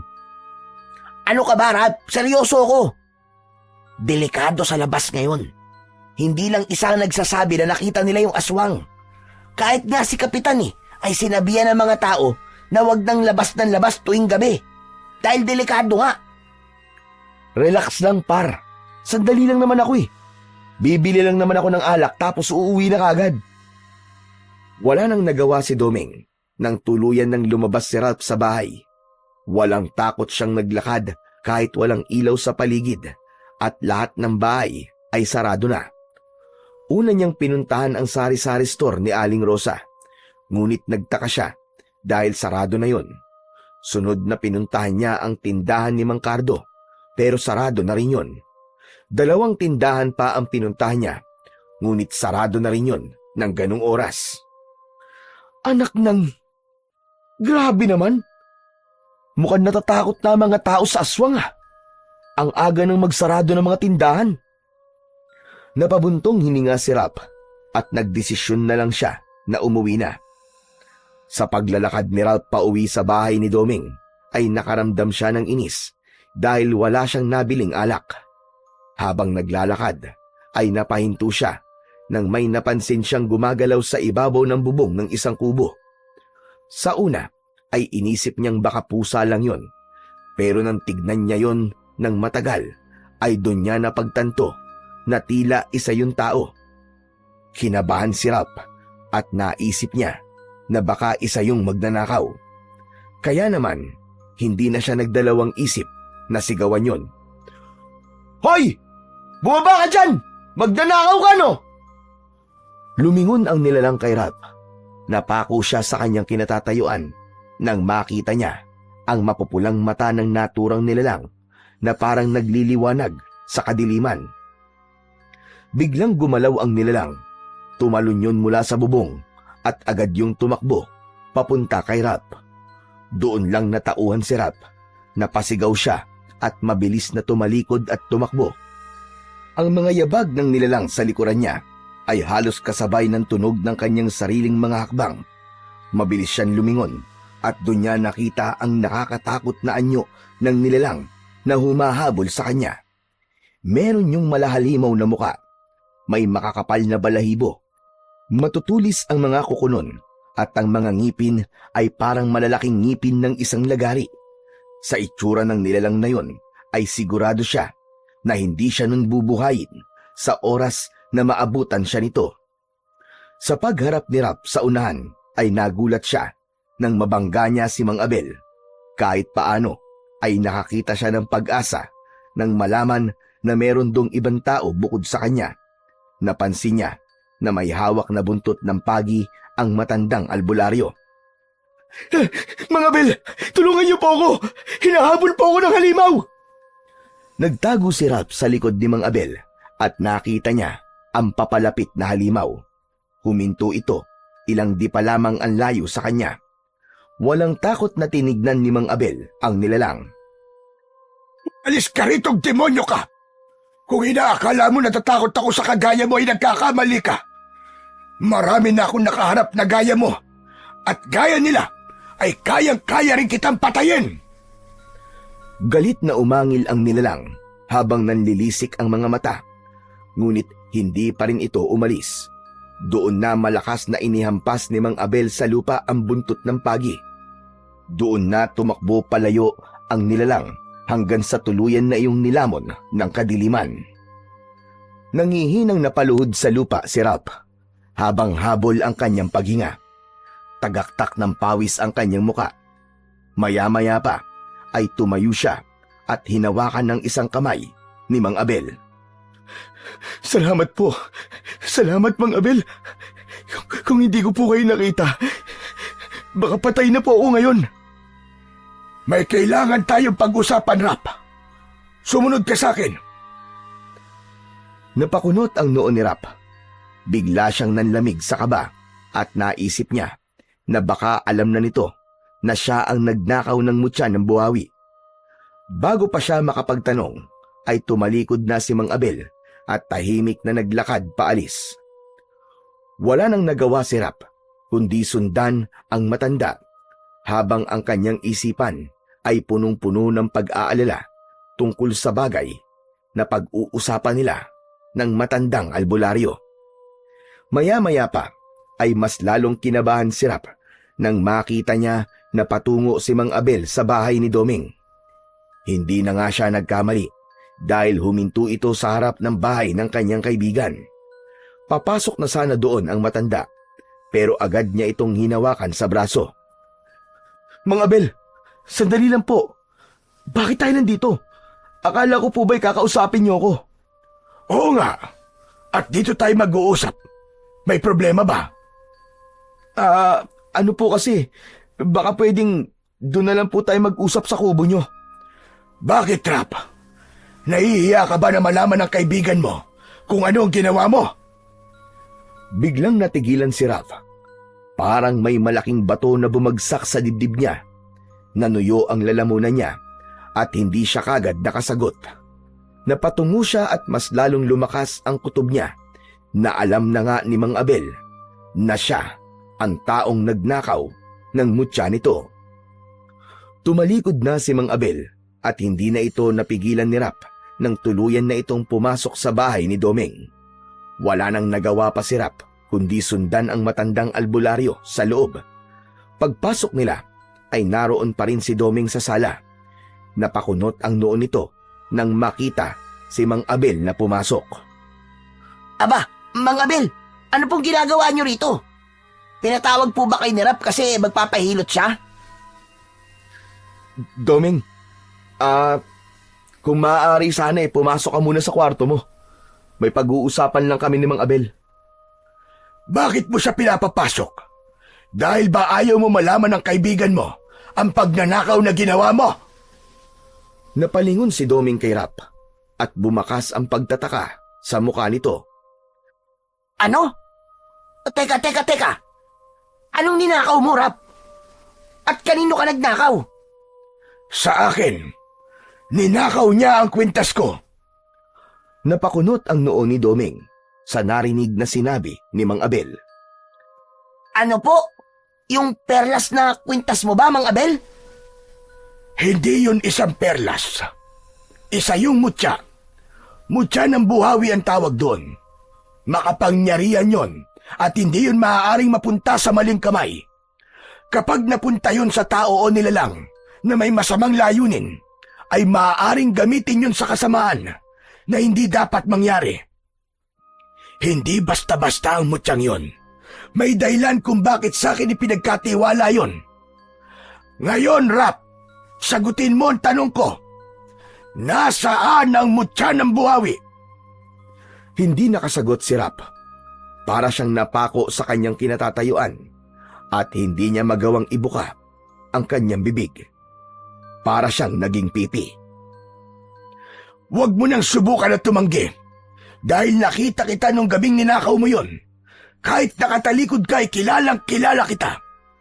Naghintay lang talaga ako ng ilang araw. Dahil umasa ako na ibabalik mo yon sa akin. Napayuko si Rap. Hindi siya makatingin ng diretso kay Doming at lalong-lalo na kay Mang Abel. Para siyang batang nahuli sa isang kasalanan na ginawa nito. Ngunit alam niya na sa sandaling yon ay wala na siyang lusot at kailangan niya nang sabihin kay Mang Abel at kay Doming ang totoo. Nasaan na ang mutya ng buhawi, Rap? Sumagot ka! Mang Abel, wala po sa akin ng mutya eh. Inutusan lang po ko na nakawin po yun. Mang Abel, patawarin niyo ko. Napilitan lang ako eh. Sino nag-utos sa'yo na nakawin ang mutya ko? Si Don Pilimon po. Ang sabi niya, kailangan niya yon para madugtungan po ang buhay niya. Mang Abel, naawa po ko sa kanya eh. Kaya kahit alam ko pong mali ang pagnanakaw, yun po, ninakaw ko po yung mutya sa inyo. Don Filimon? Sino naman yon? Siya po yung matandang nakatira sa malaking bahay, sa dulo po ng baryo. Nanigas ang panga ni Mang Abel, at matiim itong tumingin kay Rap. Humakbang ito palapit sa kanya. Ikaw ang nagnakaw ng mutya ko, Rap. Kaya ikaw din ang kailangan gumawa ng paraan para maibalik yun sa akin. Kailangan maibalik mo sa akin ang mutya sa lalong madaling panahon. Matapos yun ay umalis na si Mang Abel. Kahit wala na ang matanda, ay ramdam pa rin ni Rap ang galit nito. Nang tumingin naman siya kay Doming, ay napailing ito. Alam niya na hindi nagustuhan ng kaibigan niya ang ginawa niyang yon. Bumalik ang katahimikan sa sala nang wala na si Mang Abel.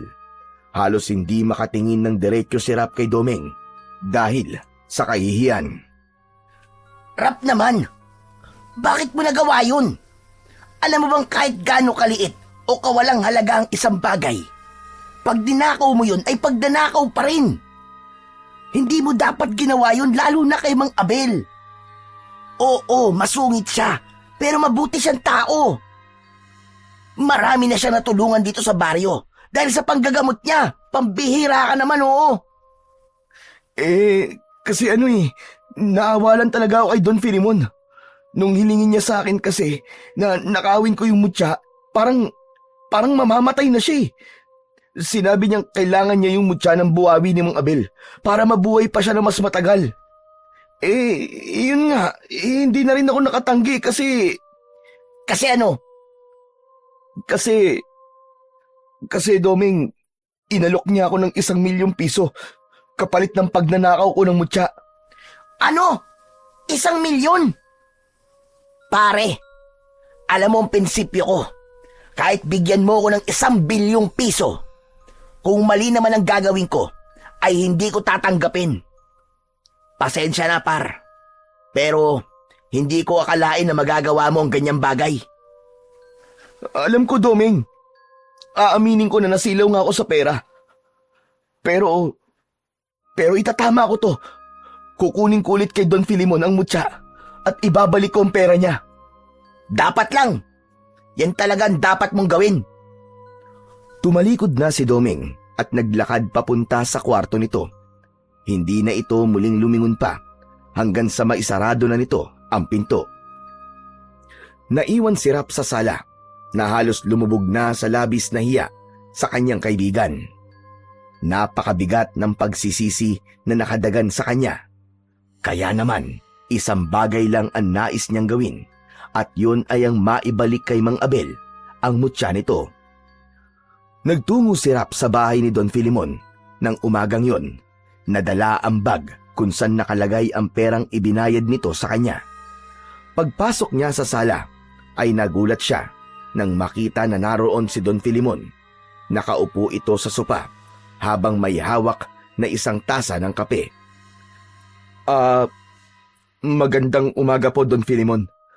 Ang aga niyo po yatang nagising sandali lang po. Magluluto na po ako ng almusal. Mabaya ka na magluto at busog pa naman ako. Ang mabuti pa ay magtimpla ka ng kape at sabayan mo ko rito. Tumango si Rap at nagtungo siya sa kusina. Agad siyang nagtimpla ng kape at pagkatapos ay bumalik siya sa sala. Umupo siya sa kabilang dulo ng sopa habang may hawak na isang tasa ng mainit na kape. Palihim na tinitignan ni Rap si Don Filimon. Napansin niya na hawak nito ang mutya ng buhawi at pinaglalaroan yon sa mga daliri nito. Isang malalim na paghinga ang pinakawalan ni Rap at nag-ipon siya ng lakas ng loob upang sabihin dito na kukunin niya na ang mutya at ibabalik na ang perang ibinayad nito sa kanya. Ngunit bago pa makapagsalita si Rap, ay naunahan na siya ni Don Filimon na magsalita. Alam mo, Rap, simula nang mapunta sa akin itong mutya ng buhawi, ay talagang bumalik na ang dati kong lakas. Akala ko talaga ay mamamatay na ako. Nakakatuwa lang na nagagawa ko na ulit ang mga bagay na hindi ko na nagagawa dati. Masaya po ako para sa inyo, Don Filimon. Kaya hindi ako papayag na mawala sa akin ang mutyang to. Kung sakali mang may magtangkang kunin ito sa akin, ay baka mapatay ko siya. Nanlamig ng gusto si Rap sa sinabing yon ni Don Filimon. Nawala bigla ang iniipon niyang lakas ng loob. Oo nga pala. Bakit mo pala dala yung bag na yan? Hindi ba diyan nakalagay ang perang ibinayad ko sa'yo? Palagi ko po itong daladala kasi natatakot po ako na baka mawala po ito. Isang kinakabahang ngiti ang pinakawalan ni Rap sa harap ni Don Filimon. Umiwas siya ng tingin sa matanda at inubos na niya ang kanyang kape. Napagtanto niya na walang saysay kung hihilingin niya kay Don Filimon na ibalik nito ang mutya sa kanya dahil sa mismong bibig na nito nanggaling na hindi ito papayag na mawala rito ang mutya ng buhawi. Mabigat ang pagakbang at bagsak ang balikat ni Rap nang pumasok siya sa bahay ni Doming ng hapon na yon. Naabutan niya ang kaibigang si Doming na kumakain ng nilagang kamote habang nakaupo sa bintana. Agad itong bumaba roon at lumapit sa kanya. O ano? Kumusta, par? Nakuha mo na ba kay Don Filimon yung mutya ni Mang Abel? Hindi ko nakuha eh. Ano? Ibig sabihin, hindi niya ibinigay sa'yo? Hindi ko nasabi sa kanya na kukunin ko na yun eh. Natakot ako kasi, sabi niya, papatayin niya daw kung sino man ang kukuha ng mutya sa kanya. Hindi nakapagsalita si Doming. Napatingin ito sa kawalan na parang nag-iisip sa kung ano ang dapat nilang gawin. Doming, baka pwedeng samahan mo ko ngayon kay Mang Abel. Baka alam niya kung anong dapat kong gawin. Sige, sasamahan kita. Kailangan mo siyang makausap dahil baka may maisip siya kung paano maibabalik sa kanyang mutya. Hindi na nagsayang pa ng oras ang dalawang magkaibigan at agad silang umalis upang magtungo sa bahay ni Mang Abel. Pagdating ni Rap at Doming sa kubo ni Mang Abel, ay agad siyang kumatok. Pinagbuksan sila ng matandang albularyo at pinapasok sila nito. Matapos nilang maupo, ay agad na ipinaalam ni Rap na hindi pa rin niya nakukuha ang mutya ng buhawi dahil natakot siya sa tila pagbabantang binitiwan ni Don Filimon. Alam kong hindi talaga niya ibibigay ang mutya. Pumunta ako sa bahay ng sinasabi niyong Don Filimon at nakita ko siya na naglalakad sa labas ng bahay niya. Doon ko nalaman na kilala ko pala ang taong yon noon pa man. Kilala niyo po si Don Filimon, Mang Abel? Paano niyo po siya nakilala? Hindi Filimon ang tunay niyang pangalan. Arnaldo ang pangalan niya noon. Isa siyang aswang. Matagal nang magkagalit ang pamilya niya at ang pamilya ko. Dahil ang pamilya ko ay pamilya ng manunugis ng mga aswang. Ano? Aswang? Aswang po si Don Filimon? Tama ka, Rap. Ang mga tulad niya ay mas lalong lumalakas kapag nagkakaroon ng mutya ng buhawi. Tumatagal ang buhay nila, kaya noon pa man ay gusto nang kunin ni Arnaldo o Don Filimon ang mutya ng buhawi sa akin. Malamang ay nalaman niya na nandito ako sa baryong ito, kaya nanirahan din siya rito.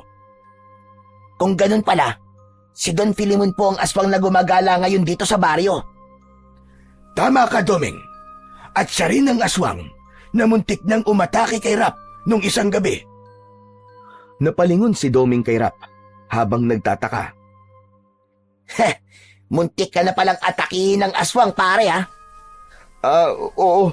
Pero iniligtas ako ni Mang Abel. Hindi ko na lang sasabi sa'yo kasi ang dami nang nangyari. Pero, Mang Abel, ano na po ang gagawin natin?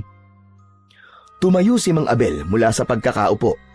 Lumapit ito sa isang kahon na nakapatong sa maliit na lamesa. Binuksan nito yon at kinuha ang isang itak. Ang hawakan nun ay may ukit ng mga sinaunang simbolo. Ibinigay nito yon kay Rap at kahit nagtataka ay tinanggap niya pa rin ang itak. Mang Abel, ano pong gagawin ko sa itak na ito? Kailangan mo pa rin kunin ang mutya kay Arnaldo. Habang tumatagal yon sa kanya, ay hindi mawawala ang panganib dito sa ating baryo. Marami siyang mapapatay na mga tao, at kapag nangyari yon, ay mas lalo pa siyang lalakas. At baka dumating ang panahon na mahirapan ka lang talunin siya. Ang itak naman na yan ay ginamit pa ng aking mga ninuno sa pakikipaglaban sa mga aswang. Ngayon ay ipagkakatiwala ko yan sa'yo upang gamitin para mabawi ang mutya ng buhawi.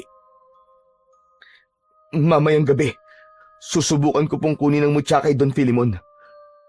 Nangangako po ako na maibabalik ko po ang mutya sa inyo, Mang Abel. Matapang na tumingin si Rap kay Mang Abel habang unti-unting nabubuo sa loob niya ang determinasyon na itama ang lahat ng kanyang pagkakamali. Kinagabihan, nagtungo si Rap sa bahay ni Don Filimon, dala ang itak na ipinahiram sa kanya ni Mang Abel. Madali siyang nakapasok sa gate dahil meron naman siyang susi para doon.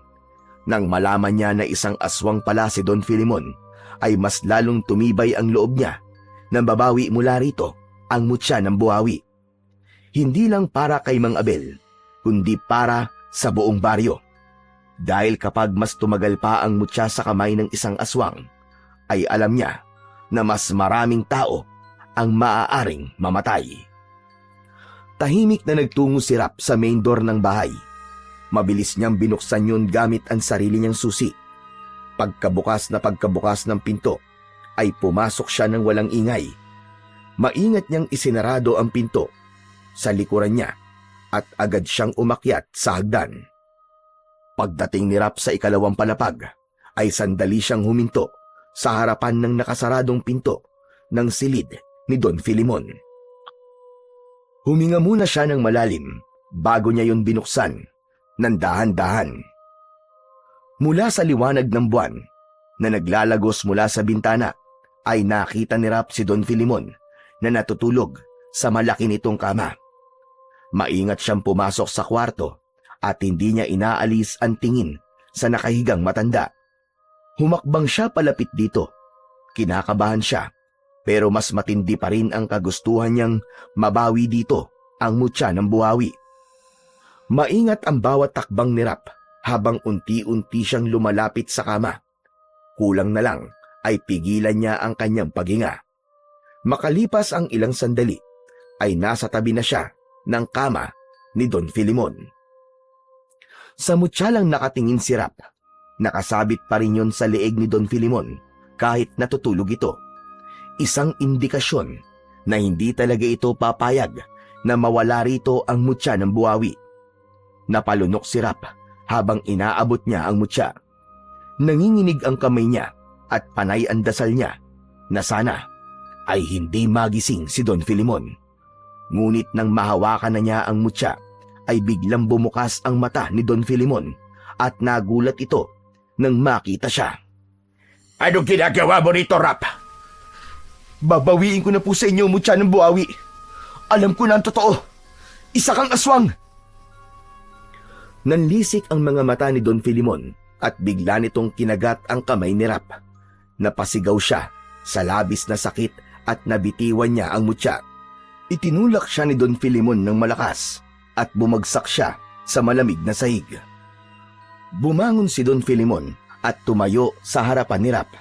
Malakas itong humalakhak at sa mismong harapan niya ay mabilis na nagbago ang anyo nito. Sa isang kisap mata ay nag-anyong aswang si Don Filimon. Nakalimutan mo na ba ang sinabi ko, Rap? Napapatayin ko at sino mang magtatangkang kunin ang mutya.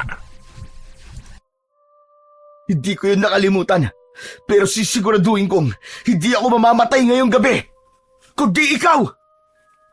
Walang babala na umatake si Don Filimon kay Rap. Mabilis naman na tumayo si Rap at nagawa niyang iwasan ang matatalim na kuko ng aswang. Tumama yun sa kahoy na dingding at nanlaki ang mga mata niya. Nang mawasak ang dingding, inisip niya na katapusan niya na kung sa kanya tumama ang pag-ataking yun ng aswang na si Don Filimon. Inilabas ni Rap ang itak na ipinahiram sa kanya ni Mang Abel. Malakas siyang sumigaw at siya naman ang umatake sa aswang. Tinangka niyang tagain si Don Filimon pero nagawa nitong makaiwas.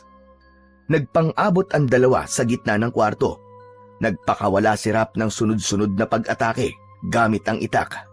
Ngunit masyadong mabilis si Don Filimon kaya sa hangin lang tumatama ang bawat pagharibas niya ng taga sa aswang. Tumalon si Don Filimon at sinugod si Rap.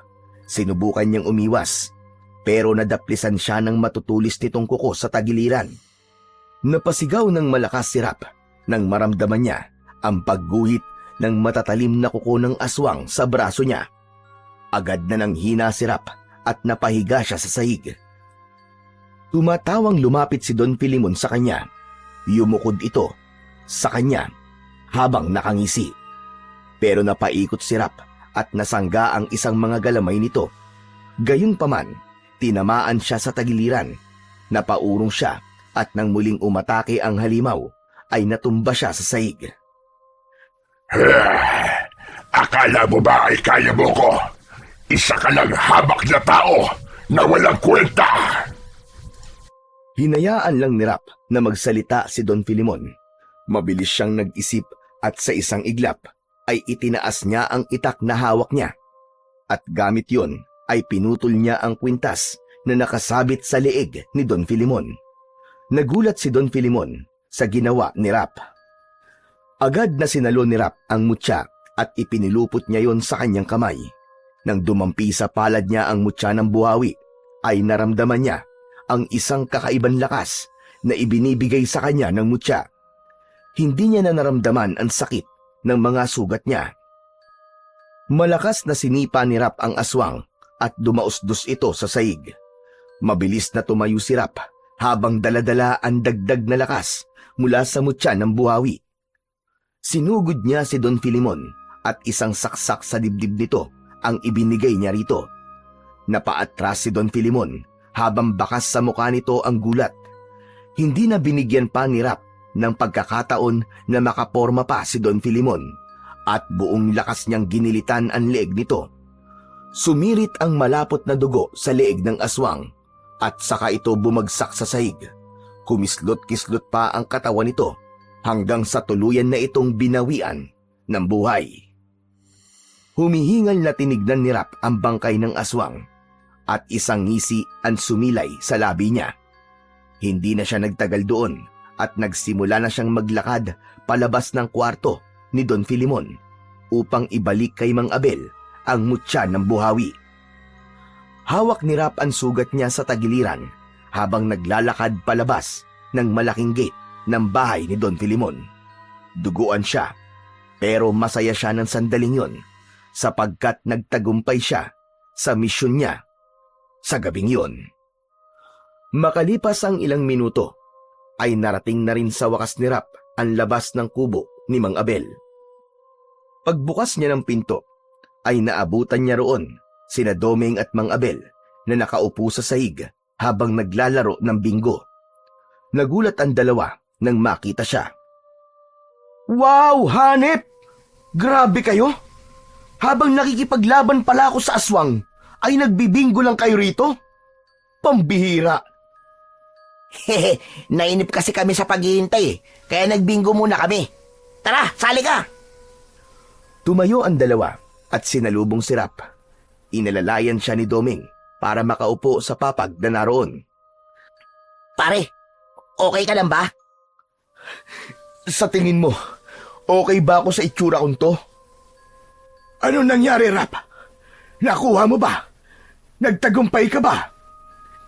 "Opo, nabawi ko na po ang mutya ng buhawi. At napatay ko na rin po si Don Filimon, Mang Abel. Wala akong nagawa kundi labanan siya dahil nag-anyong aswang siya at pinagtangkaan niya ang buhay ko." Wow! Grabe! Ang astig mo naman pala, pare. Biruin mo yun. Nakapatay ka ng aswang nang ikaw lang. Huhuhuy! Idol na kita simula ngayon. Ikaw na ang sakalam. Mula sa bulsa ng kanyang pantalon ay inilabas ni Rap ang mutya ng buhawi at inabot niya yon kay Mang Abel. Agad namang kinuha yon ng matandang albularyo nang walang pag-aalinlangan. Mang Abel, patawad. Patawarin niyo po sana ako. Kung hindi ko sana ninakaw ang mutya na yan, ay wala sanang mamamatay na mga tao dito sa baryo natin. Huwag mo nang sisihin ang sarili mo, Rap. Dahil ginamit ka lamang ni Don Filimon para sa masama niyang plano. Biktima ka rin dito. Tumango si Rap. Hindi pa rin niya lubos maisip na tapos na ang lahat at buhay pa rin siya ng sandaling yon. Sige na, humiga ka na muna sa papag. Kailangan magamot kagad ang mga sugat mo at baka maimpeksyon yan. Tumayo si Mang Abel upang kunin ang mga gamit nito sa panggagamot. Ilang sandali lang ay bumalik na rin ito. Pagkahiga ni Rap sa papag, ay agad na nilinisan ni Mang Abel ang mga sugat niya. Napangiwi siya sa hapdi, pero hindi na siya nagreklamo. Tumingin si Rap sa kawalan at napangiti siya. Hindi niya akalain na ang isang kagaya niya na hindi naniniwala sa mga aswang ay siya pang makakapatay ng aswang sa baryo nila. Simula noon ay muling bumalik ang kapayapaan at katahimikan sa baryo ni Rap. Ang 1,000,000 piso na ibinayad noon sa kanya ni Don Filimon ay itinulong niya sa mga pamilyang naulila ng mga naging biktima ng aswang. Kahit 1 sentimo ay walang kinuha si Rap sa pera na yon. Makalipas ang ilang buwan, ay kinausap si Rap ni Mang Abel at inalok siya nito na tutulungan siya nitong sanayin sa pakikipaglaban sa mga aswang dahil nangangailangan ng baryo nila ng isang mandirigma na handang protektahan ng mga tao roon kung sakaling muling umatake ang mga kampon ng kadiliman. Sinabi rin ni Mang Abel na nais nitong maging karapat-dapat si Rap upang sa takdang panahon ay maipagkakatiwala nito ang mutya ng buhawi sa kanya. Buong puso namang tinanggap ni Rap ang alok na yon ni Mang Abel. Alam niya na ang pagkakapatay niya sa aswang na si Don Filimon ay simula pa lang ng pakikipaglaban niya sa aswang at kailangan niyang maging masanda sa mga susunod pa niyang laban. At ipinangako niya sa sarili niya na gagawin niya ang lahat upang ipagtanggol ang lahat sa baryo nila nang walang halong pag-iimbot at buong tapang laban sa mga kampon ng kadiliman.